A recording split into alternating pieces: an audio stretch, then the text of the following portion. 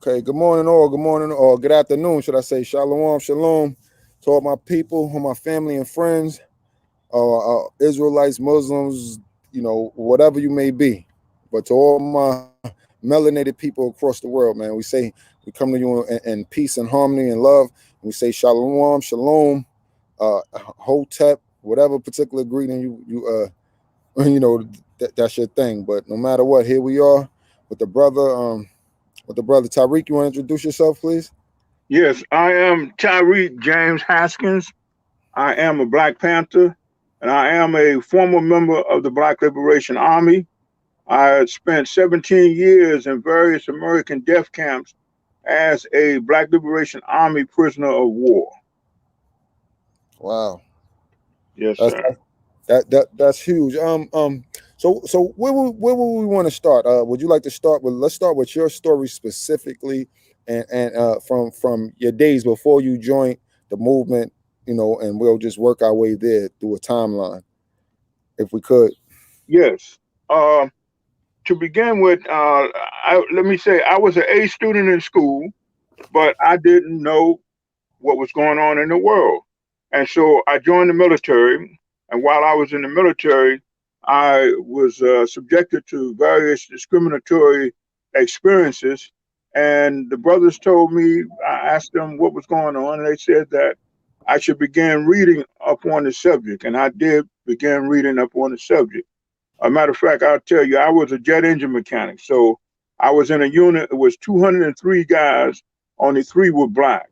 So I was subjected to a lot of discrimination. Mm, And, but I did make contact with brothers in the other units, and they told me to begin to read. And that's what I began to read and find out what was going on in the world. And while I was beginning to read and beginning to learn what was going on in the world, I was also beginning to watch the news, and that's where I was introduced to the Black Panther Party. And I had said to myself that once I got out of the military, I was going to join the Black Panther Party. So I did. When I got out of the military, I went to join the Black Panther Party. They had an office. Their office was in my former pool room in Brooklyn, the pool room that I used to hang out at. And I first was trying to find a friend of mine who had also joined the Black Panther Party, but I wasn't able to locate him. So I went and joined the Black Panther Party. And by this time, I had developed views in terms of what was going on in the world. I see that the world was being, much of our world was being governed by white supremacists, and they were in charge of what was going on in our world. And they were subjecting us to discriminatory experiences. They were oppressing us, and they were exploiting us. And basically, I found out that we were in a situation that enabled the racist white ruling class to stack up money. And they were stacking up money, and they didn't want anyone to complain about the treatment that they was being subjected to, the disrespect that they was being subjected to, and they didn't want anyone to protest against the conditions that we were forced to live under. And I saw that that was the case, and I saw that the Black Panthers were the ones who were fully across the board addressing this appropriately. So that's why I joined the Black Panther Party. At some point, while I was in the party, it came up that there were numerous Black Panthers who were in jail who should be freed. I agreed to work on that campaign to join the military portion of it, of the party, and join the military portion of the struggle. And myself and several other Black men and women, we went to a jail here in New York called the Tombs, and we attempted to free the Black Panthers. We were unsuccessful, but we wanted to continue that campaign, but we needed money, so we decided to expropriate money from a bank. And during the course of the bank robbery, there was a shootout with 150 police officers. Three police was wounded and one Black Panther was wounded. I was captured along with two of my comrades, and I was forced to spend 17 years in the various American death camps. But the campaign to free the Black Panthers was continued, and that's how Asada Shakur was freed, and that is why she now lives with the loving people of Cuba. And once I did my 17 years of being tortured and all like that, I got out. And even though the CIA had destroyed the Black Panther Party, not all of us had gave up. And since the government was continuing to wage genocidal war against Black people, some of us continue to fight back. I'm one of those who continue to fight back. Mhm. All praise, man, all praise, and we have to be reminded by our elders like yourself to always continue to fight, whatever, no matter what the odds is against us. Uh, That's um, right. we must continue to fight. We cannot be afraid to die for the most part. Let's be clear about that. We all gonna die, but Yeah. let's be clear. When you stand up for your people and you stand up to fight for your people, you're an enemy of the state. You're an enemy of the government. You're an Hmm. enemy of the world, especially when you're talking about the oppression of Black people. Hmm. Once you start having that conversation, you are public enemy number one. Hmm. So like I said, I told you before, I consider you a real American hero, That's as right. Yeah. as the saying go. So we do thank you for your sacrifice. We do thank you for all that you have given out of your life. I Hmm. mean, we can't put it in words how much that or at least let me say for myself, I can't put it in words how much I appreciate brothers like yourself putting in the fight for us, because you gave us a voice. You gave us here we are standing on your shoulders, and Hmm. whether it be a platform such as simple as this with 2 or 3 followers and viewers, or whether we got 1 million people following us, we're standing on your shoulders. We're standing on your legacy. So Hmm. don't think that just because the experiences you experience throughout your lifetime that the fight is over. It's far from over. Shit, the fight hasn't even begun. Let's be clear about that. The fight ain't Right. even begun. But with that said, I want to make this. I want to focus on more on your story. When you guys went to court, when you was charged and after the arrest and everything, what kind of tactics? How did the court case go? If you can remember. Uh, well, the court case was pretty much open and shut in terms of the prosecutor did not attempt to attribute that I shot this one or that one shot this one. His goal was to establish the fact that all of us were involved and all of us should therefore be equally considered as culpable and guilty of the crimes in discussion. And that's how he proceeded. And they had a strategy, and the strategy was that I think they first charged us in state court, and then they convicted us in state court, and then they charged us in the federal court, and that was for the purpose of we. And so they charged us, convicted us in state court. They took us to federal court, and they also convicted us in federal court. And then, like I was taken from the federal court once I was convicted and sentenced, and I was taken to the federal system to begin serving my time.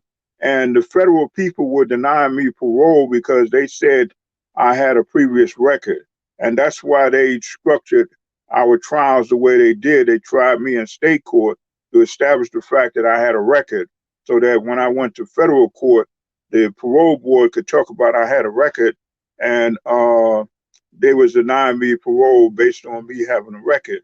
And so we had to deal with that.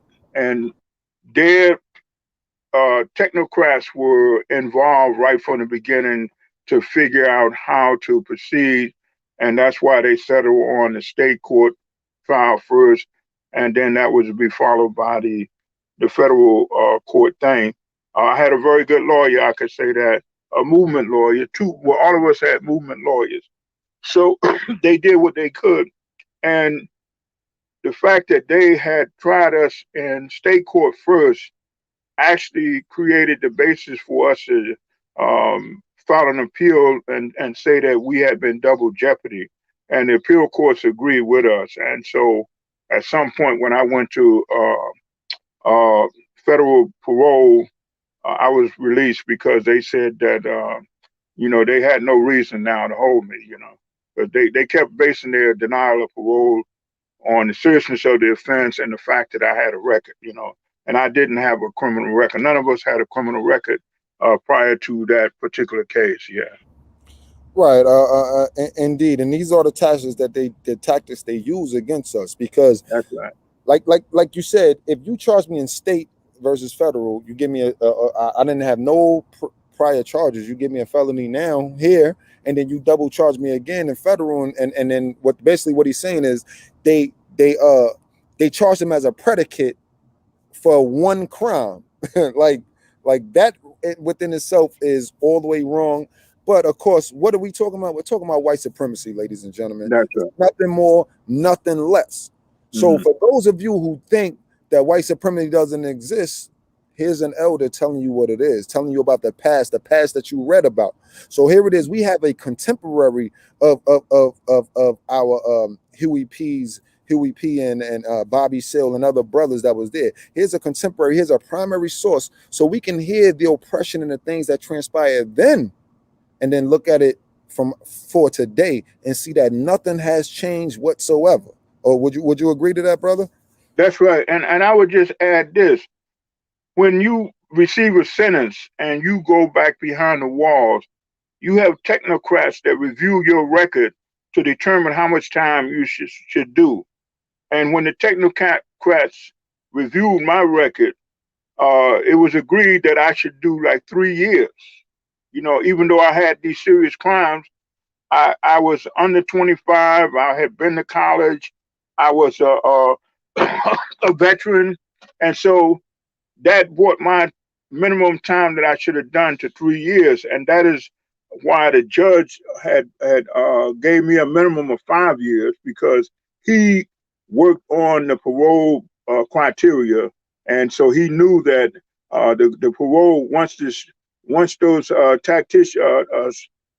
technicians would review my case, they would bring it down to 3 years, my minimum, and I would have been out of prison. So he said, "I'm gonna give you a 5 year thing." And I examined my record also, and I saw that, wow, I should have, because of my record, I really should do 3 years for shooting those three police and the bank robber. That's what their law said, and so they parlayed my time in prison from 3 years to 17 years.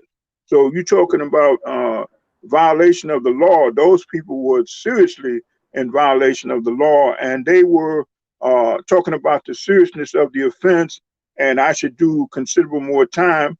But the law said the judge had took everything in consideration in deciding my sentence, and my sentence accompanied a certain statute. And the statute said you should do this amount of time, and that's what the judge had gave me. So them saying that I should do additional time, they were in violation of the law. They were creating a law on their own, So that's what the white supremacists was doing. And one time they even asked me. One time they denied me parole, and I got up and walked out, and they asked me to come back and tell them what are my thoughts. I told them what my thoughts were. My thoughts were, you had an opportunity. You were white supremacist. You carrying out genocide. You had an opportunity to do good in my case, but you threw away that opportunity, and you chose to persist in being a white supremacist, to persist in carrying out the genocide. And I had that tape, and they relieved me of that tape once I got out of prison. Once they took that out of my property, because I used to pray that to the brothers in the unit, let them know these people are law breakers. They talk about the law. They were law breakers. I knew the law, and they were law breakers. And that's why the parole thing is changing now. And they admitting, everybody realize these people is law breakers. They are white supremacist law breakers. And now they are coming around to saying, uh, I think we should follow the law. If the law says this, I think we should do that. And that is what is taking place now in some And places. mhm. Excuse me, brother. And here's the problem, man. We as the oppressed class, right? We as the oppressed class of people, we have to understand that there's only one law. There's one law that rules. That's the supreme law of the world. Excuse my background noise, people. I'm I'm in my backyard. But there's only one supreme law of the world, and it's called "I'm white and I say so." It's called white supremacy. So Right. That's right. the white supremacist, he butts floss with the Constitution. Like it's toilet tissue for them. They're gonna blow their nose with the Constitution. You That's understand what right. I'm saying? For example, here's a story of I'm not sure, my brother, if you're familiar with Albert Wilson. You have Albert Wilson. You ever heard of him? No, I'm sorry. Okay, Go ahead. young man, 20 years old. He gets he meets a girl at the club. This is all on videotape. He meets the girl, white girl at a club. Needless to say, Hmm. he's a young black man. He meets a white girl at the club. The girl is all over him, all in a video in the club. They go back to his dorm room because it was a college party. They go back to his dorm room. He kissed on her neck, kissed on her breast. They leave within 5 minutes. The next day, needless to say, she said he raped her, whatever the case may be. They go to trial. She gets on the stand and say, "We did not have sex. He did not force me to kiss her. He did not force himself on me to kiss my neck nor my breast." They went back, changed the whole charge in the middle of the trial, changed the whole charge, made up a whole new charge, and convicted him of rape, 12 years in jail. Meanwhile, the very next week, a white man, 25-year-old, rapes a 14-year-old girl. They give him 10-year probation. Hmm. So when we talk of the law, there is no law except the law of white supremacy, except the law of I'm white and I say so, and nothing else matters to that, period. That's So yes, that's yes, we right. can talk of the Constitution. I'm They are sorry, my brother. Yeah, you got it. they are basically saying that this person is a bad person, and we have to take these steps. And that's the way they do with black people in terms of saying that we are bad people, and they got to carry out genocide against us because we are bad people, and that is not the case. And I'm reminded of the case of the Scottsboro boys. I'm reminded of the case of the Central Park Five, and they prosecuted those cases because there was no evidence, and they prosecuted those cases and took it all the way to the appellate level, and the appellate courts agreed with the lower courts, and so that to say that the whole white racist system was involved in these persons, our brothers being convicted, and they were innocent of the rape that they were being accused of, but they wanted the white supremacists wanted to say that these are black people and these are the things that they did are terrible, and therefore they deserve to have genocide committed against them. And that is why they pursue the way conduct themselves the way they did in the Wilson case, and that's why they conducted themselves the way they did in the Scottsboro case and in the case of the Central Park Five. But it is them, they are the ones really who should be in a better place, in terms of putting us in the prisons and all of that, hanging us, but they are the ones who are bad, and they know that they are bad. And so it's just, they have been able to train people to have respect for them, and they don't deserve the respect that people have for them. The scriptures say, "Woe to those who call evil good and good evil, cause bitter sweet and sweet bitter." So we That's understand right. that the white supremacist, everything when it comes down to the white supremacist ways, culture, laws is against the laws of God. Right? Right. They say we have an inherent duty or inherent right to protect ourselves.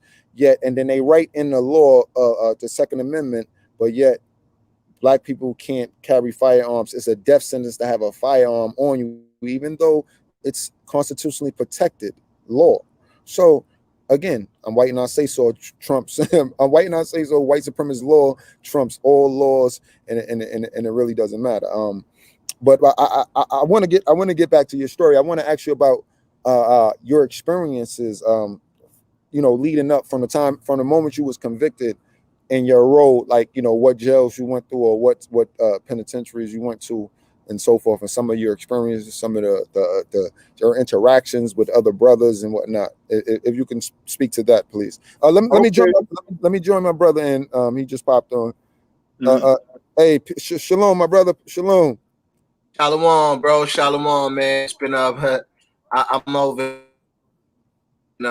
I'm out of town right now, so I'm in the. So it was just bouncing in and out. But I've been listening to the conversation, and Beautiful, man. Just want to tell you, brother Haskins, I want to salute you. I want to Yes, tell you that I appreciate you as a man.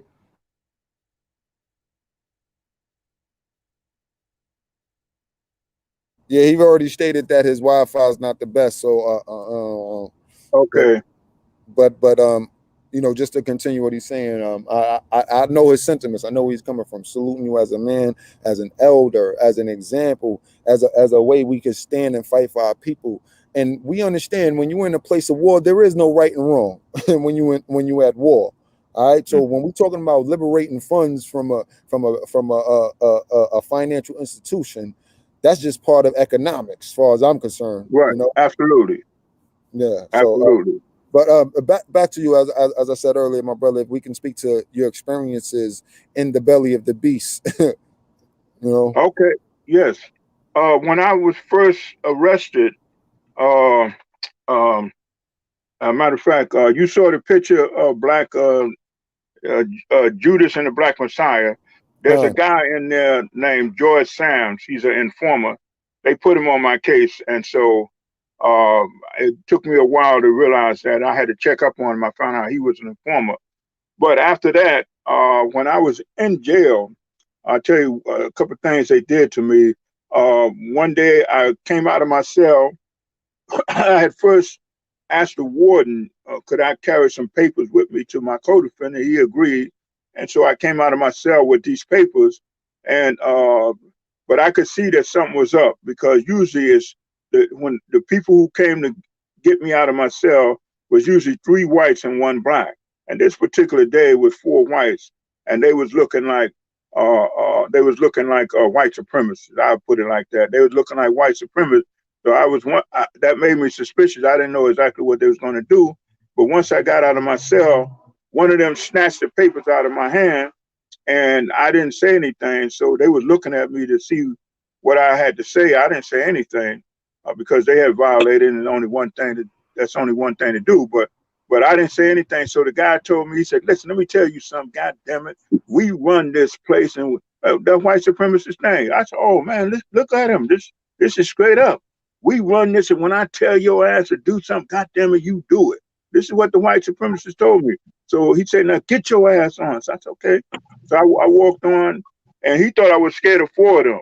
So he didn't know I used to beat up 5 or 6 white supremacists, but he thought I was afraid of four of them. So we got downstairs.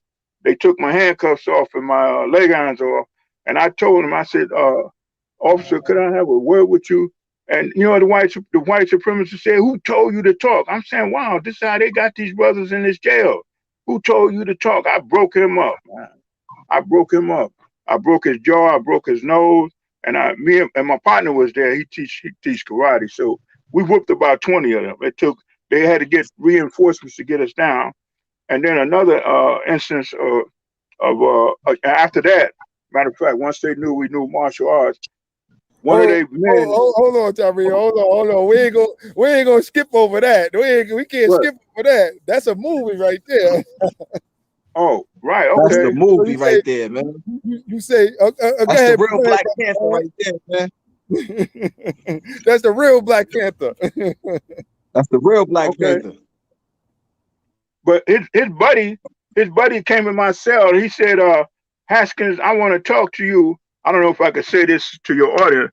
I said, "Listen, you want to talk to somebody?" I'll cut out the curse word, but I said, "Listen, you want to talk to somebody? You take yourself out of my cell and take yourself down the hall and find you a friend to talk with." He had a 38 in his hand in my cell, so he raised the gun up. I said, "Go ahead and shoot all your bullets." The other guy was with him. He said, "No, Lieutenant, don't shoot him." I said, "Let him go. You got the gun, shoot all your bullets. But that's how they was carrying it in this jail. Then another time they locked me up with 10 Klansmen who had killed this. I'm sorry, brother Tariq. I'm sorry. What jail? What institution was this? Was it a jail or a prison? Was that This was right? a jail. This was my coming into jail, and I was in a place called Bridgeport, Connecticut. Oh, okay. We're familiar with Bridgeport. Okay. Okay, yeah, I was in a place called Bridgeport, Connecticut, and they locked me up with. After that, they locked me up with these 10 Ku Klux Klansmen had killed this Puerto Rican brother, and they locked me in the cell in the day room with them. And so I figured like the first one to look at me in the eye, that's the one that's got to go. He gonna go first. And so, but all the brothers in the jail, they saw what was going on. They had a riot, so they broke us up, you know. But yeah, but that's how they roll, man. They put me with him and put me with those 10 crack racist white supremacist guys. And that's another incident. But then when I went to prison, one day, I tell you, this is how they carry. They told me to go and clean up the pool room. I go clean up the pool room. I'm thinking I'm the only one in the gym. I heard this noise over in the weight room. It's 8 Klansmen in the weight room, you know. So I go back and get ready, but nothing went down on that one. But that's how they carry. But they was carrying it like that for 17 years. That's how I was living, you know. And when they locked me up, I had a beef with the police one time. I was trying to tell them, you know, you can go ahead and mess with everybody else, but you know, messing with me is not the thing to do, you know, because messing with me and getting out the door, those two things don't go together. However you want to carry, that's the deal. So we had a beef, and I had to bust this guy in the head, and then they put me in a hole for 4 years. And while I was in the hole, the guards used to run by my cell and say, "Kill yourself," you know, "Kill yourself, commit suicide." And I turned my back. That's what they should do. Kill yourself, commit suicide, and pressure will bust a pipe. They would run by my cell like little imps. It was unbelievable, man, unbelievable. And let me let me ask you this question. Yeah. So clearly that's mental torture. Telling someone to kill themselves while they locked in confinement and so you know these is I want our people to understand these are the practices that goes on in jails then and now, in prisons there, and much worse, you know, and much worse. So you know, our people need to be aware. I'm not one who believe in prison reform. I believe in prison destruction. Right. Simple as that. I believe in prison destruction. I believe those who we have to draw, because we're in an extreme situation, meaning we're being oppressed from every angle, whether it's coming from the propaganda wing. Brother Barnes mentioned this the other day about this propaganda of black people attacking black people as a whole, attacking Asian people, which never has happened. You can't blame everybody for an incident of one person robbing an Asian person, Asian man or something. Yeah, bro, you had something? No, I don't know. I know I got cut off earlier, but I don't know if y'all got everything that I said to the brother. I just wanted to say, brother, I just wanted to thank you, man, and I wanted to tell you that I appreciate you, and man, I'm so proud of you, man. You know what I'm saying? And everything that you did and been through, I understand the sacrifices. I don't know what it's like because I ain't, you know, a lot of us at this time, we ain't even poke our chest out enough, or we're not even disciplined enough to do what you guys did. But I just want to let you know, man, it's honorable. It's one of the most honorable things that I've witnessed in my lifetime, and I appreciate you, brother. And you're a hero to me, man. And I just want to thank you, man, for being there and setting that tone, man. I share, yes, sir. I share, yeah. Man. Okay. Let me ask Appreciate you. you. Let me ask you about what year did this all transpire in, I by the way? lost me again. No, you still there, Barnes. Tariq, you there? Yeah, this was in the 70s. Yeah, Okay. this 70s, 80s, and 90s. So Yeah. I have a serious question. I was looking at I wish I had the exact clip. I didn't have time to queue up to queue up the clip, but I wanted to ask specifically about at what point were you around during the time that Matulu Dr. Matulu Shakur brought acupuncture to the neighborhoods to combat addiction? Uh, I was around. I was going to college at that time. Matulu was in the struggle from young, and I'll tell you how I know because when I got out of prison, the morning I got out of prison, I had breakfast with Batulu. So when they sent him, when he was sentenced, they sent him to where I was. So we hung out together, and we used to talk about Tupac when he was a spoken word artist. Then he became a rapper, then a movie star. We used to run the yard talking about him. But Matulu was in the struggle from very young, man, from about 16, 15 years old.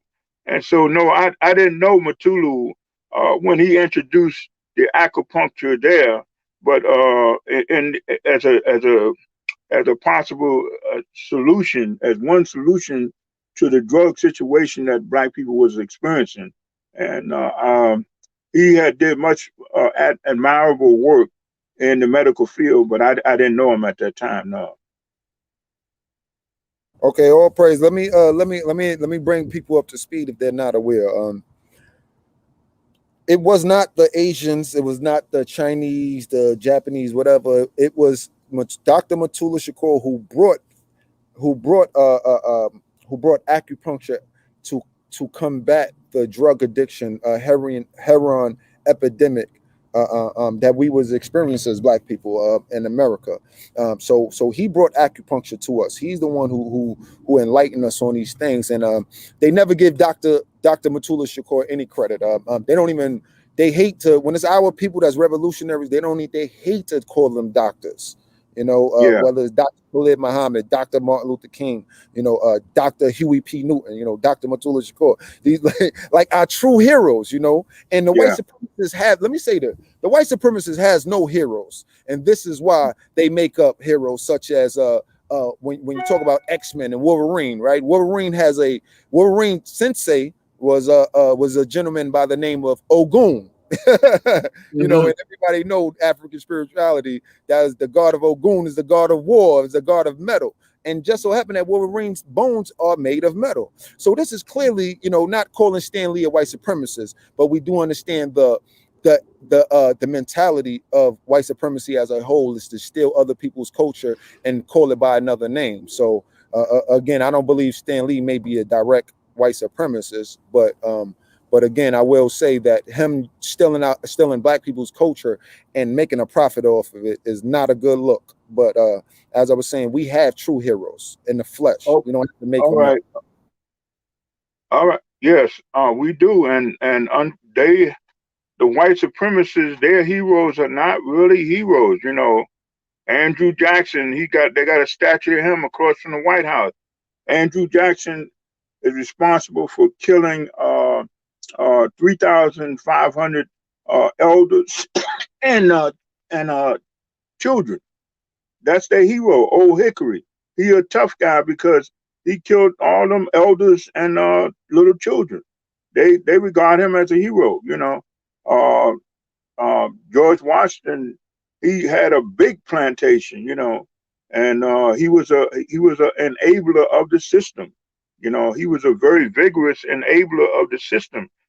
Thomas Jefferson enabled the system of slavery and cruelty to go on to exist. These people, once they students examine them, they see, wow, these people are really terrible people. They're not really should be regarded as heroes. So that's a discussion that's going on today.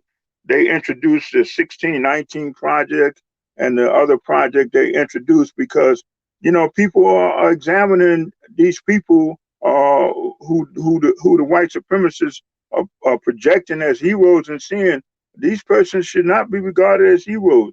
Alexander Hamilton, a Black guy, made a play about Alexander Hamilton.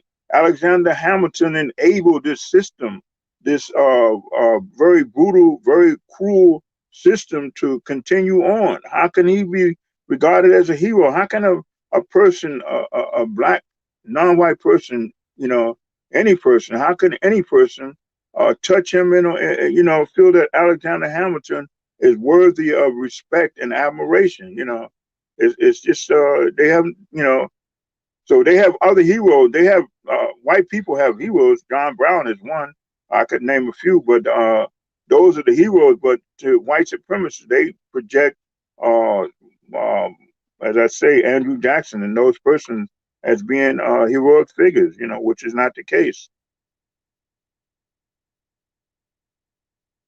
Yeah, Oh, sorry, I was on mute, brother. Yeah, so I don't want to interrupt you. Like I said, I would love for you to just enlighten us on from your perspective. So I like I said, for me, it's like I'm sitting here with a living legend, a walking legend. So I hope that people, our people my age and younger, can appreciate the fact that we have you, on our show. We have a living legend, a walking, a real American black hero. Like, let's be clear about that. So most people don't understand the significance of having a primary source. Our history is very skewed and whitewashed. So even when that's they do talk about the Black Panthers, they only go so far with the information, you mm-hmm. know.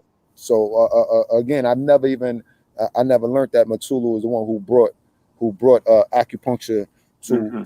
to America, or at least to our people, to combat the heroin addiction, That's right. which I'm Yeah. sure the morphine company was not happy. The people who push morphine was not happy about that. Right. That's right. That's Yeah, right. And they would find out who was responsible for lessening the figures of heroin addicts, and they would want to move on the brother. That's right. That's for real. indeed. So, what year did you actually? Let's talk about the torture that you experienced, other forms of torture that you experienced behind enemy lines. Oh, okay. The enemy is subjecting me to a training program. I would put it like this. And they were trying to show me that everything that I did was wrong, and this way they were hoping to erode my self confidence, and then I would have no confidence, and I would have to go to the sergeant or to the white supremacists and ask them, what do you think? What do you think? You think I should go left, or you think I should go right? Because once they convince you that everything you do is wrong, you simultaneously develop a high regard for those persons who are telling you that everything you do is wrong, and that's the way it goes. But so they tried to convince me that I was a stupid. You know, um, they tried to they kept subjecting me to threats. To try to intimidate me and make me conclude that I was a coward. So they repeatedly subjected me to threats. Um, and this is a program thing. So I'm not just this is a program thing.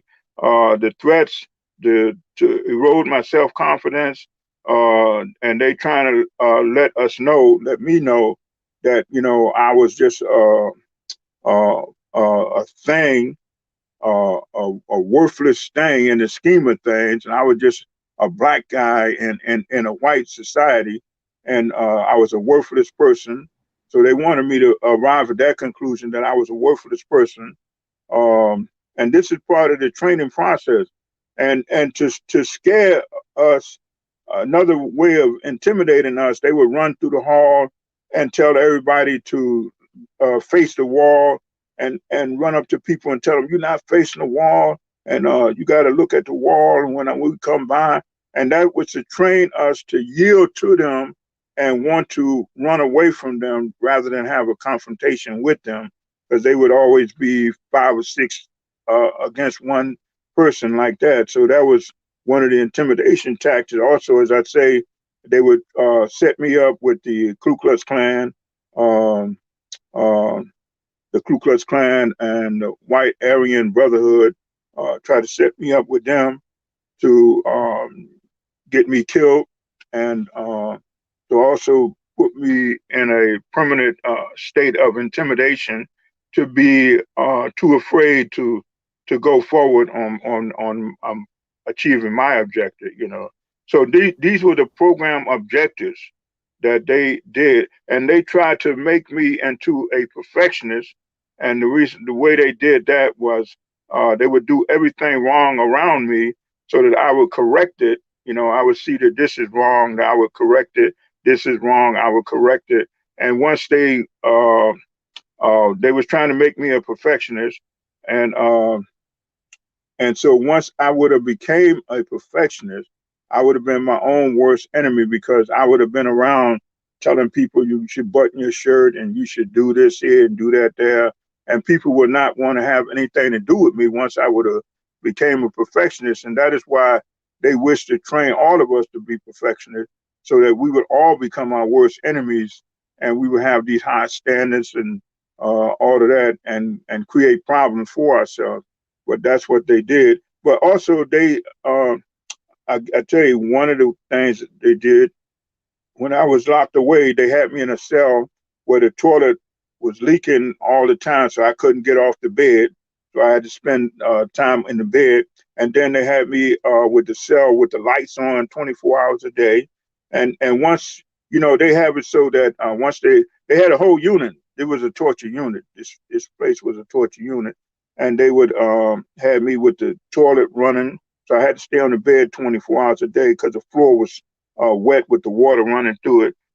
And then they had me with the lights, and then they had me with the loud noise. They had the lights on 24 hours a day. They had floodlights above my cell, so I couldn't reach them and knock them down, and had the lights on me 24 hours a day. And then they had played loud music 24 hours a day. And when I used to uh, leave to go to court, go to court, I would ride past the jail. I could hear riding past the jail out on the highway. I could hear these speakers that they had that they would play 24 hours a day to make sure you don't get no sleep. But Mm. I had to go to sleep. Also, they put me in hot units, and I know I was in one unit. As soon as I walked in, the ink ran out of my pen. It was so hot in there. And then they put me in a cold unit. When I was in the prison, the ice in my cell was like the ice in the old refrigerator. And guys from other units would come and see Tyrik's cell, to see the ice was so thick around the windows because they had went in the basement and cut off my vent. And that's how the ice was accumulating in my cell like that. Wherever there was a crack at, the ice accumulated around the window. And it looked like an old refrigerator. but but they was trying to freeze me out. But I didn't ever say nothing. And they wanted me to actually call people and tell people that they were doing these things to me because they wanted me to call you, brother, and you, brother, to tell you they was doing this so that this would scare you and dissuade you from being a revolutionary. And they say, Tyler, you want to call someone? They would drug me, chain me to the bed, and then ask me if I want to call someone, uh, and let people know that this is what's happening to me. And they, of course, beat me up a few times. And they wanted me to call people and tell them that this is what's going on. The way they're doing Mumia right now, they have selected Mumia because they want him to broadcast that this is what's going on with him. He has a rash. He has COVID-19. He just had a heart operation. Unfortunately, he's recovering. But they want people to know that because people will learn about this and say, wow, this is what they do to an innocent person. I'm an innocent person. So if they get their hands on me, they would do the same thing. And this would dissuade people from doing that, and you got to know. I'm reminded of this guy, Dracula. He was the president of a little country, a city state back in the day. And his country came under attack and he did not have an army. And the army that could have, if they would have kept going, they could have took over his state. But what he did, he took the prisoners out of his jail and stuck sticks in them and lined the road leading to his country.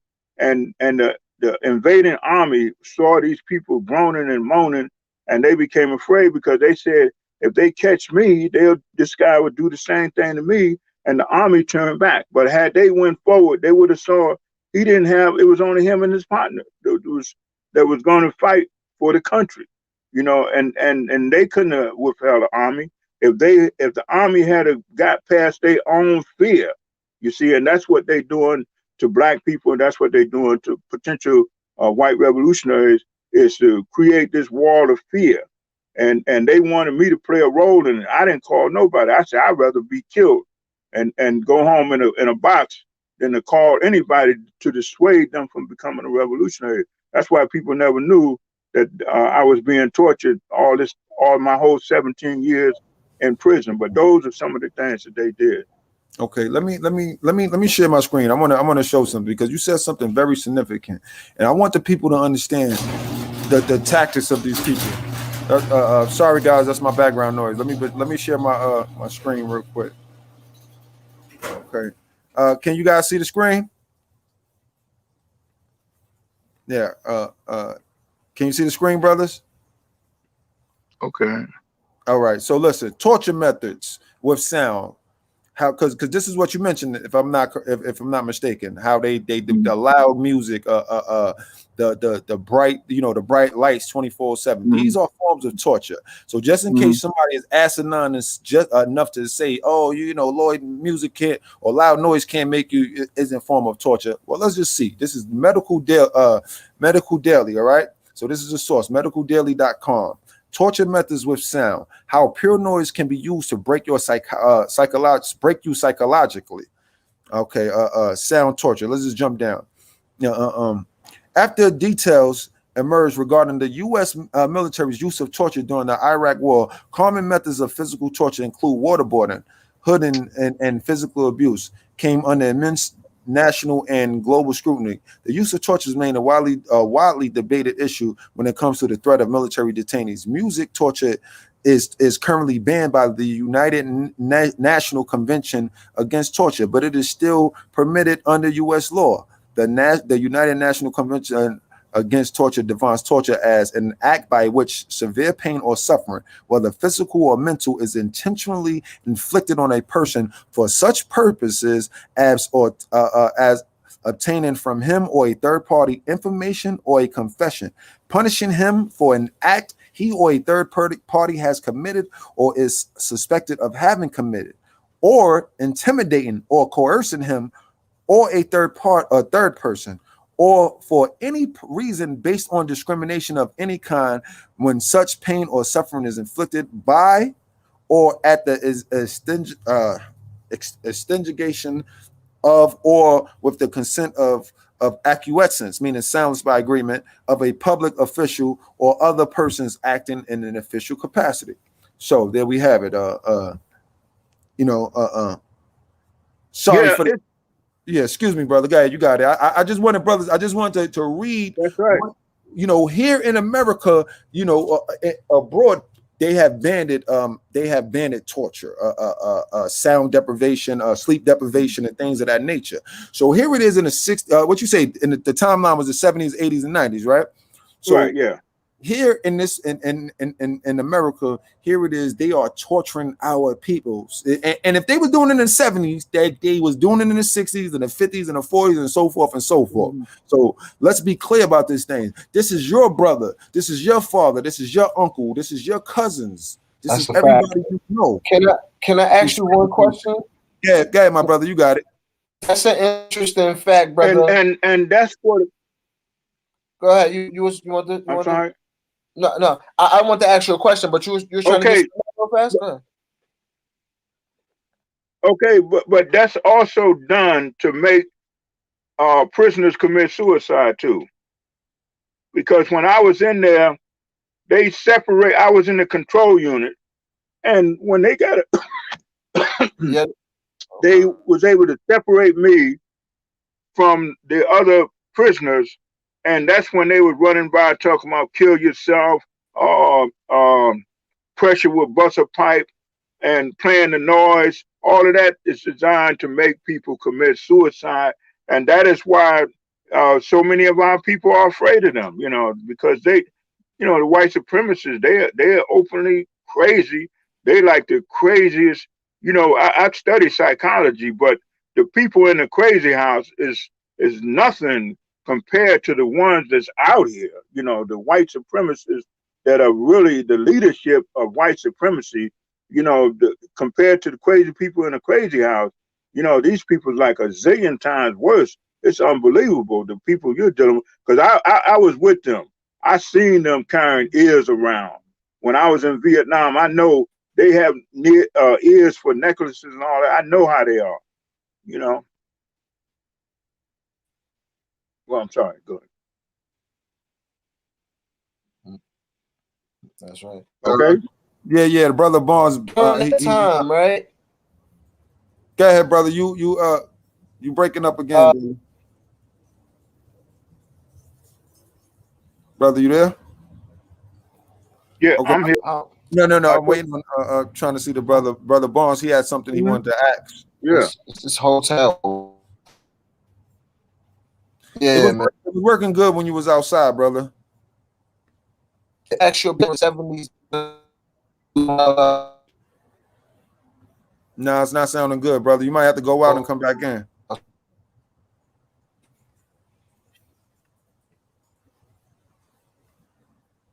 Yeah, hello. Yeah, you breaking up, brother. You breaking up horrible. Try to go out and come back in. Try to go out and come back in. Yeah, sorry about that, my brother. Can you Yeah, hear me? Yeah, I can hear you. as I was saying earlier, brother, I want people to understand the severity of this situation. When we say we at war, we're not just talking about soldiers running up and down the street. We're saying that every aspect of our lives we're being invaded. When we talk economics, we are being oppressed and subjugated economically. Far as education, we're being oppressed. Far as education is concerned, being taught false truths and blatant lies, being taught these things. We're being so we got like I said, economics, education, even our entertainment fields, with the proper them promoting and propagating homosexuality directly and specifically to our people, promoting self-genocide. Because if you are homosexual and we are all homosexual, that is a form of genocide, point blank, period. So these are the tactics of the white supremacists that we need to be aware of. And when we behind in the belly of the beast, we are experiencing torture, and our people do not know, and our families do not know, and our friends do not know. And as the brother said, he chose not to say anything about the torture that he experienced because he did not want anyone to have misgivings about being a revolutionary, about fighting for his people.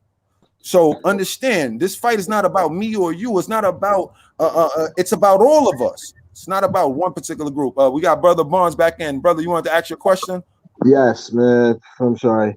Yeah, I wanted to say, I want to ask you because the 70s, 80s, and 90s, right? So I just wanted to ask you from that aspect. When you was going through those times, did you notice any progression or any change, or what was the change between the severity of the attitudes and the torture and the things that the way that they was coming, the ways that they was coming at you from the 70s, 80s, and 90s? Like if you understand the question, like what was the could you kind of, I guess, give some insight on the progression of that, or was those, anything to that, if you can understand that question, if I'm Uh, correctly. I'm thinking that you're saying the variation of approach that they was using. Yeah, through the And time. I think the variation of approach is that they are more into a training thing now. They are training us more, and they putting most of their effort in the training uh, programs that they are subjecting the population to, that the population is not aware of. And you know, so I'm saying that the training program, see, like for instance, they only kill officially, they killed a black person every 38 hours or so, and they that's one person, and they propagate that to the entire nation, and especially the black people, especially to black youth. And so they will kill one in the process of training thousands. So that's the progression, I would say.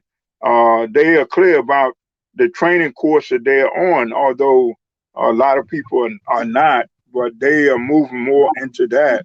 Uh, uh, that's what's going on now. Okay. So that the stop and frisk thing, they Right. were uh, they were into, like, from the 40s and the 30s. They did things. They frighten our ancestors with the lynchings, and they frighten them with the dropping of the atomic bomb. You know, because that really convinced the world that these racist white supremacists are totally crazy beyond belief. You know, so that was a thing that they did. They killed hundreds of thousands in an instance. You know, but now they do a thing. They kill one, and the one death is a significant component in a training process of hundreds of thousands. They kill one black person every 38 hours. Then they had the police run up on hundreds of thousands of young people to frighten them, you know, and that's why they came out with the thing, my hands is up, don't shoot. And that's unfortunate, but that's part of a training process. And probably the person who introduced it is, I'm not saying it's so, but I'm saying it's probable that the person who introduced the idea, my hands is up, don't shoot, was one of their agents, because the authorities know what they're doing. It said ordinary people don't know what they're doing, because see, from the scheme of things, I'm out here, and I know a brother, another revolutionary brother, Jalil, he felt the same way I felt when they introduced that idea, my hands up, don't shoot. We can't have a population of young black people, especially with this concept, embracing this concept, my hands up, don't shoot. We got to have people who go forward in spite of the possibility of being shot. You know, so who introduced this idea? Who introduced the idea of Black Lives Matter? Who introducing all this concept? You know, with a slave during slavery days, every year a slave would give the owner of the plantation between $18,000 and $22,000 a year. That's why Black lives do matter. Who didn't know that? You know, so that those abolitionists who was talking about ending slavery, that's why these people went wild. You say, these people is enable me to stack up money. I got room full of money from these slaves who giving me this money. I'm stacking up money. And these people, black slaves, do matter. You know, that to a white supremacist going back to slavery time. You know, the money we make for them. You know, people don't know we don't matter. Who say that? We matter. Who, you know, it's got to be these people introducing these ideas. But mainly the progression has gone from brutalizing That's everybody interesting. to brutalizing and killing one, and then training hundreds of thousands, threatening hundreds of thousands, you know. But I think that's the progression it has gone to. Yeah, I mean, That's I'm sorry, brother. really Excuse me. interesting though. That whole concept of how things that we think is for us to put your hands up to Black Lives Matter. Wow, that's crazy how you just opened my eyes at how that could be to neutralize us to a certain extent. That's Yeah, crazy. All right, but one more thing I want to ask you too, right? Okay, now, right nowadays, right, since we know the approach is so covert and things now, what would you think, what would you say the starting points would be now for the fight? Because I know, like, back then, I know it was like feeding the youth with the feeding the kids and stuff like that. Like, is it the same, or is it, should it be a different approach right now? Like, what you think should, what you think the youth that want to be revolutionaries, that want to follow in your footsteps, maybe not those, maybe not be willing to do those extreme paths, or willing to, if those are the smart things to do, like what direction should they be headed? I know. See, the Panther Party was the government for black people, and many countries like Cuba and other places in Africa, they regarded the Black Panther Party as the government. China regarded the Black Panther Party as the government for black people, so that they functioned. We had a health component to address black people health, and the free grocery things for black people who didn't have enough food, and we have that situation, so that we got a lot of people working today who have to get food stamps, you know, because they don't even make enough. They working and don't have enough money to buy food. So that's why the Panthers was addressing that.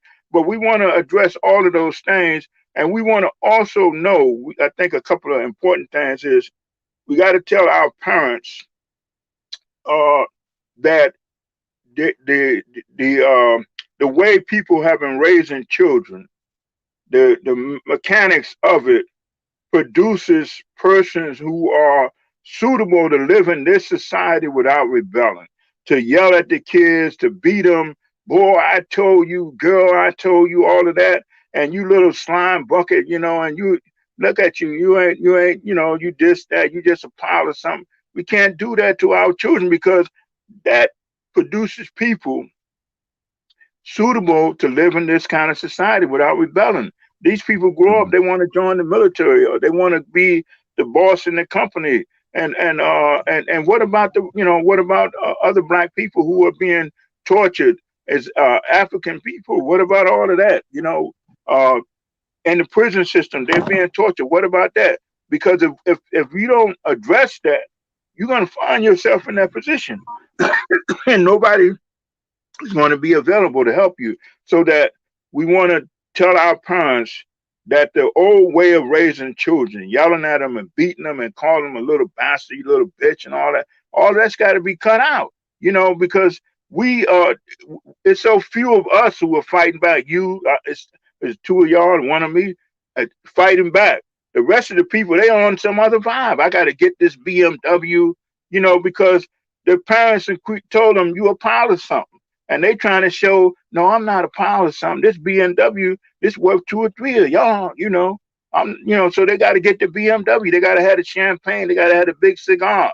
That comes from home training. So we got to stop this training, yelling at the kids, beating them and treating them real bad. This is the royalty. These young people are going to be take over in the future. So we gotta raise them right. We got to raise them the model and method for raising them. And so revolutionaries got to know the mechanics of this, the model and method. If you want your child to brush his or her teeth, you let them see you. You don't tell them. You don't make them do nothing, because you make them do something. You acquaint them with being made to do something, and the racists will make them do something. If you scare your child will grow up and be afraid, and they will definitely be afraid of the white supremacist, because the white supremacist is a total terrorist. Like I told you, I used to see them walk around with ears as a necklace, all of that, heads, they put heads on poles and all like that. So I was clear about what these people are and what they capable of doing. But also so that's another thing. So we want to do a lot of things that the Panthers did was very good. And our people still need these services that they were providing. And we especially need the defense services. But we want to raise our children correctly. I say the old method of I'm the adult, you the child, you got to obey me. I tell you what to do and you do it, and that's it. That's got to go. And the parents, it's got to be a 2-parent household. The man and the woman got to be equal partners in the raising of the children. The children got to go up and see that they're equal. The girl can't grow up and see her in a subordinate role. We can't have that. And what kind of man is doing that to his family?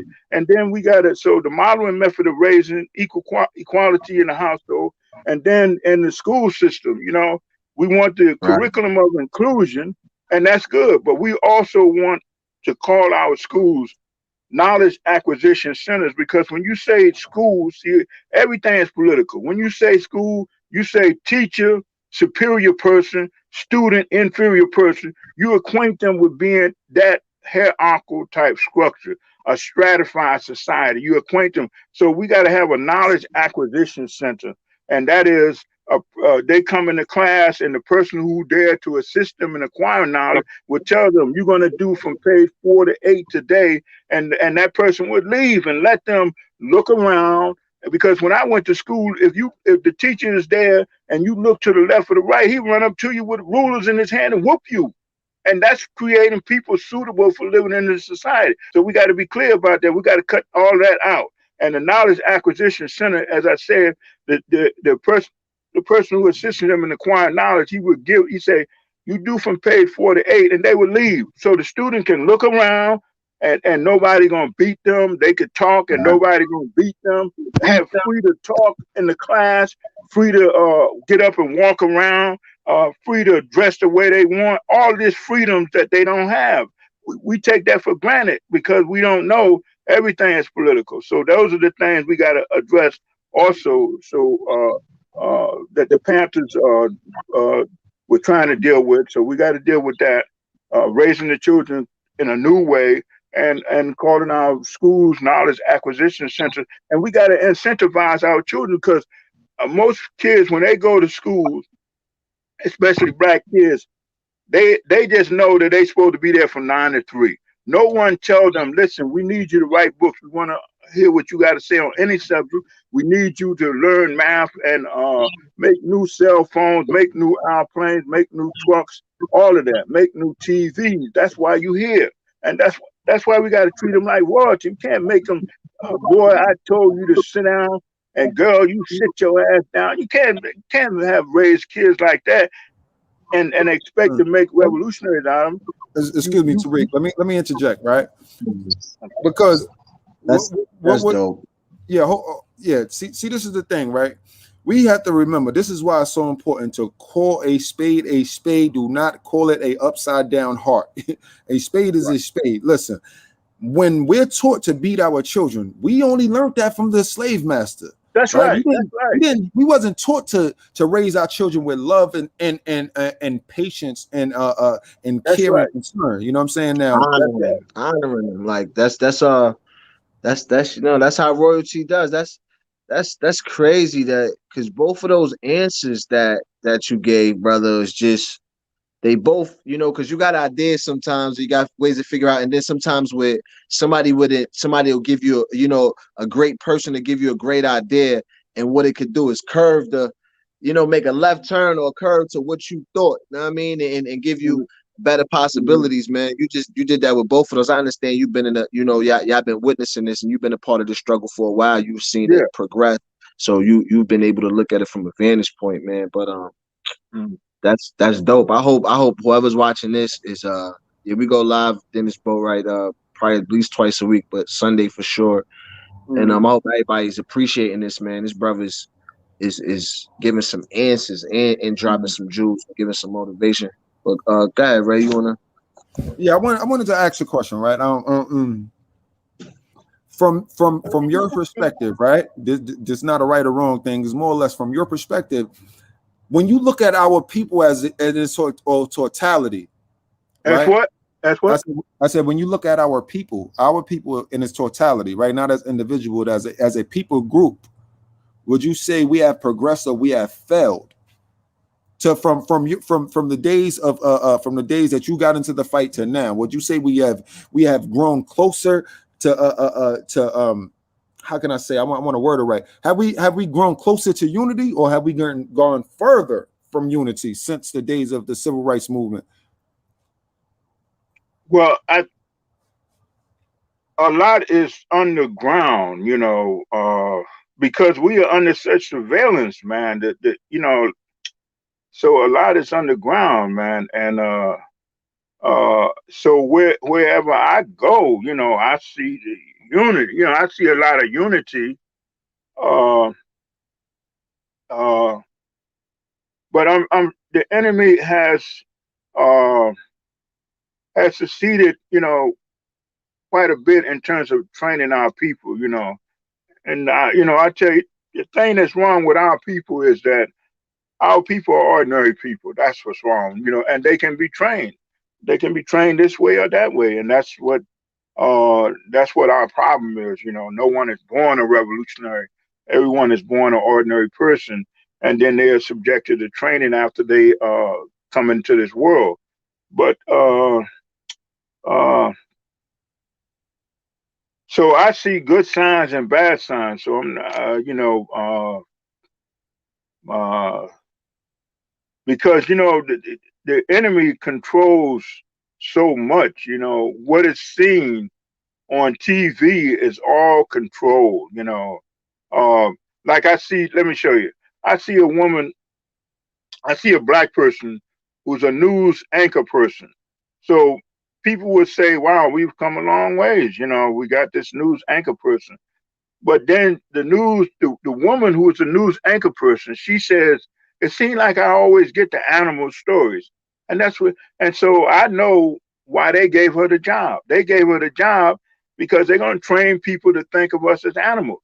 And so you see her, and then they put a picture of a dog next to her. It's called training by association. You see a black person, you see an animal, black person, animal, until the viewer conclude that black people are animals. And that's what we're being subjected to. And like people would say, Obama, the first black president, no, he's not really, at that particular point, you see the white supremacists were saying, white supremacists do not, as white supremacists in this capitalist society, they are not supposed to help out persons who are having entrepreneurs who are experiencing financial rough waters. And so, and this is what the capitalists are saying. The white supremacist capitalists are saying that this is a capitalist system. The government don't help out business persons. The government don't interfere in no business individual entrepreneur financial situation. And so if the financial waters get rough, you got to deal with it and survive it, and that's what Hoover talked about in the 1929 economic crisis. And so, and all the right wing was down with that. But that caused the depression to go from 1929 to 1939. And so the white supremacists, black people see Obama as the president, the first black president. They don't know the white supremacists was undergoing a financial situation crisis worse than 1929. But they wanted to keep advocating that we are right wing and we don't help out individual entrepreneurs, no matter how rough the financial waters get. So they put Obama in there to do that, to help out Wall Street, to help out the failed mortgage people and all like that. And so it wasn't really that black people advanced, but people think that. You see, that's what I'm saying in terms of how we have progressed. They put Obama in there to rescue the economy, and that's why they was talking about he wasn't even born in America, and he really is an Islamist terrorist. And when he bailed out Wall Street, they told him he's an un-American, because if you was a right-wing capitalist, you would not bail, you would let them go under. You see, so the right wing can advocate their philosophy and then still have their cake and eat it too. That's what was going on. So am I to regard Obama as an advancement? And no, not for real, not at all. They do what they have to do in order to survive. How many people know that the Confederates tried to enlist blacks in the Confederate Army when they was losing? They had signed up black people, and they said, we'll free you from your slavery thing if you join the Confederate Army. How many people know that? So was that a progression? That's what happened. Yeah, I didn't even know that. So yeah. I don't think many. I want to give you a couple shout outs. Some people writing about you. So Gwen, if I'm pronouncing that, Gwen DeBrow says TARIK is a wealth of 411 information and power. We got another. Let me try to go down these comments. Another comment a brother wrote about you is here we go. Is another brother? Another brother said you need the movie. Say again, brother. Peace to Sister Gwen for having the courage to say that. Okay, all praise, all praise. Another brother, he say you need your own movie. He says, give him his flowers now so he can smell them. Indeed, I agree. We definitely give our elders and our loved ones their flowers up front. Don't wait till they dead, like to speak highly of them and things of that nature. But the brother wanted to ask you, can you discuss your writings and things that you have done? Yeah. In my writings, I'll tell you, one of the articles I speak on is the flag issue. The flag. Not many people, black people, know that the White House in Washington, D.C., and the Capitol in Washington, D.C., that black people burned those down. They don't even know that. And those, what you see in Washington, D.C., those are replicas of what was there in 1814 black people under the control of the British. It's like the fighting 54 from Massachusetts in during the Civil War. During the Civil War, you saw the movie Glory. They Yes, had sir. white officers and black troops. Well, Mhm. the British did the same thing before that, and that was during the war 1812. That's one of the most embarrassing moments in American history. I write about this, and what happened was during the war 1812, the British told the black slaves that if they joined them, they would free them and give them a permanent country. And so many blacks joined them, and they were trained, and so they attacked, the British used the blacks to attack Washington, D.C. Everything that had an American flag on, the blacks burned it down. They burned down the White House. They burned down the Capitol. They burned down the Department of this, that, and the other that had an American flag on it. Congress had to meet in a hotel from 1814, August of 1814 to 1818, while they rebuilt the Capitol. And that is so that's one of the things I write about that a lot of black people don't know. And I wanted to tell Colin Kaepernick that when he kneeled during the playing of the national anthem, they get very upset about that because the blacks ran away. See, once we was equally armed and dealing with an equal force, we ran those American Defense Forces all through the woods, and the president ran one way, and his wife ran the other way, and the blacks went to the White House and finished his meal. You know, that's that's that's right. And when you look that up, they would openly tell you, start out, look it up, Google it. One of the most embarrassing moments in American history. The president went to watch the American forces beat these black guys, and next thing you know, he running for his life, and he left his wife and everything. She ran one way, and he ran. They didn't see each other for 4 days. You know, Mhm. Yeah, yeah. because the black. But You know that's something, Tariq. Let me interject on that point real quick. The white supremacists is cowards. Let's be clear yeah, about this.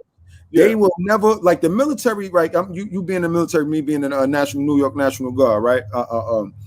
We they teach us their tactics. They basically say the military will only go to a battle if it's 3-1 odds in their favor. That right, is pure cowardice. There is yeah, never a one-on-one. And yeah, furthermore, for all my brothers and my sisters that's in the military, right? I'll propose this question to you.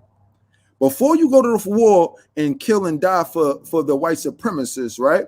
Ask hmm, yourself, ask the president Joe Biden next time a war come up or something to that effect. Ask them to go and die for us. Ask them, the leaders, to go. You stand in the Coliseum as warriors. You fight for us, and you yeah, live and die right there. And when it takes all, yeah, because I would never subject my son ever to be in this military and still come home and be subjected to the oppression that's perpetuated on our people here and our people around the world. Like I would implore my people to look up the Darfur conflict, Darfur conflict. All right. These yeah, are black men and women in the Sudan being oppressed by these Arab nations, right? And the brothers look like me and you. yeah, And I just learned about this days ago. All praise to my Hebrew brother, Hebrew Israelite Sheldon, who enlightened me on this information. And I had to look it up, and I had to look at the people, and I had to look at their faces. And I see my mother, I see my brother, I see yourself, I see my elders, my friends. mhm. People that look just like me being oppressed by the Arabs of Sudan. This is not a new concept, people, ladies and gentlemen. This is going on in India with the if I pronounce the name right, the Zagawar people in India, black men and women that look just like me and you being oppressed in India that nobody talks about. Black people that look like me and you in China that's being oppressed in Japan. We are all over the globe. Yes, we are the minority in these lands, but collectively we are the majority. So this is why we preach black unity, whether it's in the terms of Pan-Africanism or Hebrew Israelites or whatever you want to call. Black people come together and let's defeat white supremacy. Death to the white supremacists. Straight up. You and have the and floor, my brother. and Washington, George Washington, if you read up on him, he was the one who said white supremacists are cowards. He wrote to his wife Margaret. He said, I never seen such cowardice in my whole life dealing with these people. What kind of cowards is these? But okay, but that's why I say we got to get the this gangster attitude out of people's psychology, you know. And the way to do that is by way of not oppressing the children, not beating them and yelling at them and calling them powers or something. And Yes. then they would just do anything to try to not be thought of in a very bad way. And that's what we have today. A lot of people who are gangsters, and you know, my brother was a gangster. You know, so you know, my brother, my partner was a gangster before he became a revolutionary, but my brother was a gangster till the end. You know, so Indeed. but he was saddled with this mentality, you know, and that's what we got to get out of people's heads worldwide. That's what we got to do. Yes, sir. But you know, like you said, the racists, like they approached me with the 10-to-1. You see, and that unit, they put 10 of them on me. You know what I mean? They put 8 of them in the other situation, but that's the way they roll, you know. And matter of fact, I tell you, man, I was in a they put a whole. I was in Vietnam one night, man, in a mess hall. They sent a whole about 20 crackers, racists, to get me, man, and I had to chase. I was a famous guy in the military because I chased 20 Ku Klux Klanmen. I'm sitting in there eating. I got my back to the wall. I ain't noticed I'm the only black guy in the mess hall. And all of a sudden, all these guys coming in talking about fuck niggas, niggas ain't shit. So I thought it was some black guys talking all loud like that. I said, well, nah. But they kept going on. Fuck niggas, niggas ain't shit. I turned around. I said, oh man, it's the Klan. So I went up. I said, let me go up here and stab. I said, they ain't gonna believe this here. I'm gonna go up and stab 3 or 4 of them. You know. So I went up to stab 3 or 4 of them, and a MP came in with a gun. I said, okay, I'll stab him and get the gun. I shoot her. I emptied the clip out. You know. And so then it was another one came in. I said, okay, so I had to go now, man. I got 2 guys with guns. I got these 20 Klansmen talking about fuck niggas and all like that. So I waited till the 2 guys with the guns left, and the Klan went over and sat in this section. So I looked around. I saw them guys with the guns leaving. I went over to the where the Klans was, and them Klans broke and ran. I was ready to stab this guy, man. And this other guy pushed the table on me so I couldn't get him. But the rest, all 20 of them, they broke out of that door, man. I chased them through the fucking neighborhood. And then a couple of black guys saw me, all these crackers was running, and they stabbed him. Then they saw Tyree was chasing me. I had my knife out. Said, what's going on, man? Fucking crackers, man. Trying to call me all this. They got a black guy alone. They got the right black guy alone, man. That's right. I chased about 20 Ku Klux Klanmen, but that's how they roll, man. And now this is in the military, Vietnam. Yeah, that's in Vietnam.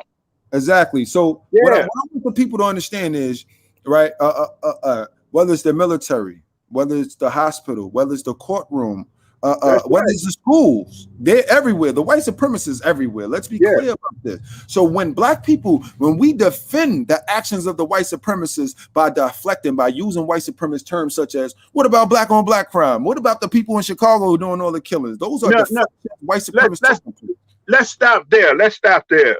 What about, see, they are training the white supremacists. They have us caught. And they are training black people. You know, a report just came out last week about the Rwanda genocide. And the Rwandans said the French played a significant role in the Rwandan genocide. That's when 800,000 people, black people, was killed in like 6 weeks in the Rwandan genocide. But prior to that, the French was training the one tribe to hate the other tribe. They trained them to hate them, and then the French pulled out. And so they could get at each other. You see? They train them people, and that's what they doing to us. They training us. They tell a brother, come over here, go over here. And I tell you, when I was in the prison, a brother rolled up on me, him and his partner. He said, yo, man, they told me to bump into you. But he said, I'd rather get killed by them than for you to, to knock me off, man. But that's what they wanted them to do, you see? Now, suppose the brother had bumped into me. And I tell you, I did some stuff I'm not proud of, but I didn't know. I used to wonder why a guy is scared to death. They know I'm TARIK. A dude rolled up on me, talking all rough. You know what I'm saying? What's happening with this, man? You don't know who I am? Like, what you think I got this name for, man? This iron for? You think I'm just carrying this weight around? And he's scared to death. I'm saying, what kind of shit is this, man? I done bust on guys, you know, but and and uh I'm not proud of that. You see what I'm saying? I done bust No, on guys I wrongly, understand. wrongly. But see, other, you know, that's what creating the hate between us. Now I know. You know, I say I done stabbed guys, man. I'm saying, what the hell, man? You know, talking all rough to me and everything. I'm trying to be nice to you, but Let me but interject real quick. Let me but interject on that point. yeah, go Uh, ahead, go ahead. see But what I want our people to understand is that we're not glorifying negativity when we speak of our past and the wickedness that we partook in, right? Because we mhm, understand that we have been destroyed as a people. And when you're destroyed as a people, you hurt the man that looks like you. You hurt the sister. You that's sell right, crack to a child, to the people that look like you, right? But that's now right, as we grow in the knowledge of self, as we grow in the knowledge of love and unity amongst our people only, right? When we do these things, then we become better to understand that never will we ever hurt our people again. So it's that's not, right. let's be clear, we're not glorifying the past of what we've done and Mhm, the negative things that we've done. What we're doing is glorifying the Most High by saying He woke us up and removed us from that and put a that's right, new heart in us, and that heart of revolution. Let's be clear. Who the world ignorantly calls Jesus Christ was a black identity extremist. Christ only came to save his people from their sins. That's Matthew 1:21. If anybody want to look it up, he came to mhm, save his people from their sins. Let's be clear. The whole story of the book of the Bible takes place in the continent of Africa or dark-skinned people. Let's be clear about that. So that being So said, yeah, you got it, so brother. so when I talk to young people, I tell them, let me apologize as a parent for yelling at you, for beating you, for calling you filthy. Let me apologize for that, because I didn't know. You know, I thought I was doing right, but the white supremacist taught me wrong. I thought I was doing right. You know,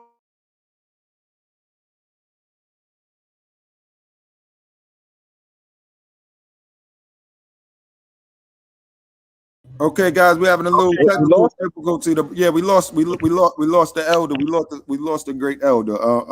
But we'll get him back in just a second. Okay.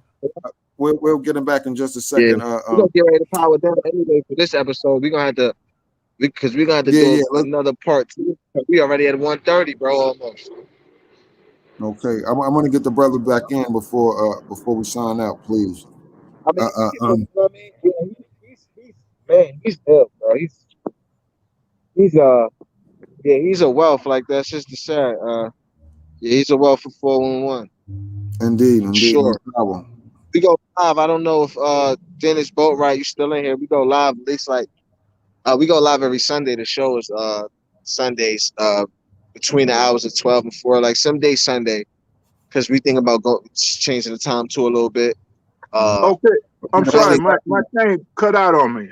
Yes, Oh sir. yeah, It's okay, I got but him go back. ahead, please. But when I talk to young people, I apologize to them. I say, I'm sorry for yelling at you, screaming at you. I'm sorry for calling you filthy and nasty. I'm sorry I ran up on you like that, you know, because I was trained wrong. Our people been trained wrong. So I apologize for our people. We have a Okay, question brother. for Yeah. you. We Okay. speak So on Ho oh, Chow. my bad. I just want to ask something. Okay, yeah. Let me get this question in real quick. It says, speak on Ho Chow Minh Minh. Ho Chow Minh. You know What, what that what, is? what's Ho that? Chi Minh. Ho Chi Minh. Ho Chi Minh? Ho, Ho Ho Chi Chi Minh? Minh? Yeah, Yeah. yeah. Yes. Who? The brother wants you to speak on that for a moment and Ho enlighten Chi me, please, Minh. because I don't know what that is. Ho Chi Minh was the president of Vietnam during the Vietnam War. Mm. But Ho Chi Minh used to live in Harlem. He was a Vietnamese. He spoke several languages, and he used to live in Harlem.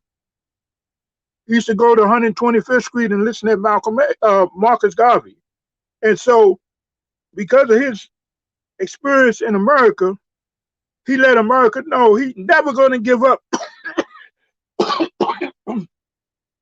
and live the way black people are forced to live. That was Ho Chi Minh.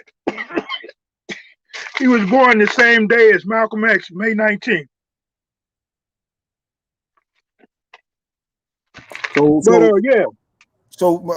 So in other words, we continue to inspire the world. Yeah. That's the long and short of that. I wanted to ask him too, brother. What are your? I don't know if you touched on it already, but what's your religious beliefs or? I'm not really. Yeah, I've studied numerous religions, but I'm not really religious. Yeah. Okay. So you believe in the Most High, though? You believe in the Most High? No, I'm sorry. Okay. All right. All right. Over. I know. I just wanted to take on it. You definitely, tell you Yeah, to, yeah. your belief. I just wanted to know your take on it, man. I know you love your people, so that's good enough for me, bro. But Well, let me be the I first just to wanted tell to, you, get your take on it. Tariq. Excuse me, brother. Tariq, Elder Tariq. Yeah. Let me be the first to tell you that if anybody wants to see the what we deem as the Messiah, Jesus Christ, look at this brother. He his hair is white as wool. The hairs on his face is white. And this is the example. This is the image. When I look at you, Tariq, I see the Messiah. I see God in your face. I see the Creator when I see you. You understand? So I want our people to understand, like, the significance of our people. We are a unique, special people. There is nobody who experienced the trauma, mental, emotional, physical trauma, abuse, torture that we have experienced in this land. That's right. Yeah. So with that, we just hit the hour and 31-minute mark. Can you tell us how can people reach you? Talise, what you? Okay. How can the people reach you? I give you my email address. Do you mind me posting it for the chat so we can see your email address for everybody who wants to reach out to you? Yeah, I would give you my. Okay, I'll give you my email right now. Okay, go ahead. TARIKBPP@gmail. Okay. And I got another blog spot. Okay. As we wait for the brother, if you want to reach out to the brother, we will post his email. We'll post his email for brothers to reach out to hear his story. Those of us who's financially capable. This is the type of person. These are the type of elders that we need to write their stories down. We need to document their stories. We need to make movies out of their stories. We need to instill cultural pride into our people by listening to our elders, by learning from our elders. Whatever, no matter a person's no matter a person's spiritual belief or religious belief, as the world would tell it, that matters not. Let's hear our people's story who fought for the people, who fought for our youth, who fought for us today. Me being a 40-year-old man and Tariq being the elder. This man, we're standing on his shoulders today. All right.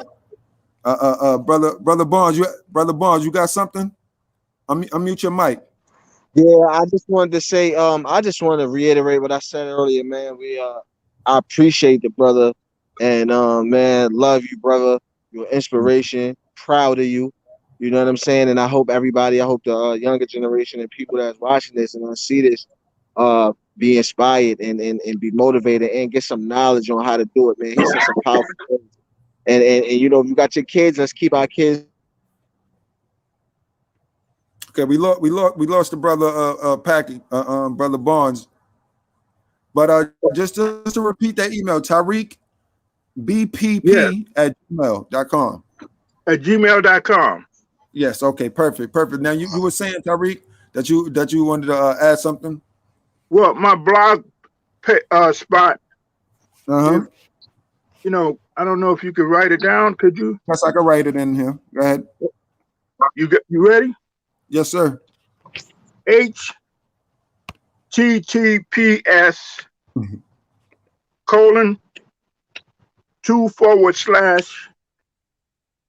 Tyreek J. Haskins, blogs, period, blogspot.com. Hold on. Go from Tyreek J. Haskins. I'm not that fast of a typer. Okay. From Tyreek J. Haskins, dot, and then blogspot.com. Okay, blogspot.com. Okay. Okay, I'm gonna post it, and you can. So that's TARIK J H as in Henry ASKIN .blogspot.com. S. Okay.